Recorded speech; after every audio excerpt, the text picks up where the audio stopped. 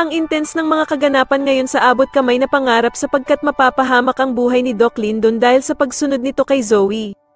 Dito nga matapos malaman ni Doc Lyndon ang pakikipag-usap ni Zoe kay Moira, ay wala na ngang maiisip itong si Zoe na paraan kundi ang isama si Doc Lyndon sa ina niya at gawan nga ito ng masama. Samantala ay galit namang kakausapin ni Giselle itong si Doc Carlos dahil nga sa malalaman niyang palihim na nakipag-usap ito kay Dax. Pero tatanungin naman siya ni Doc Carlos na kung masama ba daw nakausapin niya ang taong namasok sa bahay nila ni Lynette.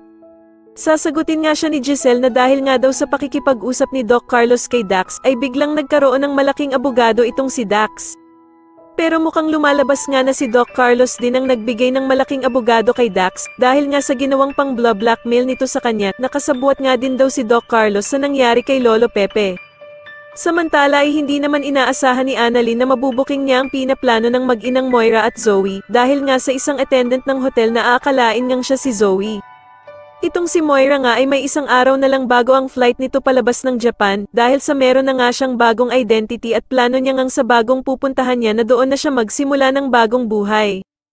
Pero dahil nga sa wala na talagang balak na sumama si Zoe sa bruhan niyang ina na si Moira, kaya naman ay makikiusap ito na baka pwede daw itong makipagkita sa kanya at makasama siya for the last time. Sa kabilang banda naman matapos ngang mabuking ni Doc Lyndon itong si Zoe, nakausap ang ina niyang si Moira sa cellphone, ay agad naman itong iisip ng paraan para matakasan ito.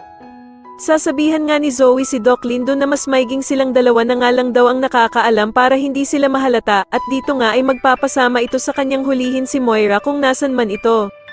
Sa tingin niyo malaman kaya ni Annalyn na si Zoe ang may kagagawa ng mga mangyayari kay Doc Lyndon, mas lalo na nga talagang nagiging exciting ang mga susunod na kaganapan kaya naman ay mas lalo pa nating abangan ang mas lalong gumigandang abot kamay na pangarap. Maraming salamat po sa inyong panonood at sana po ay masubscribe niyo ako. Maraming salamat po.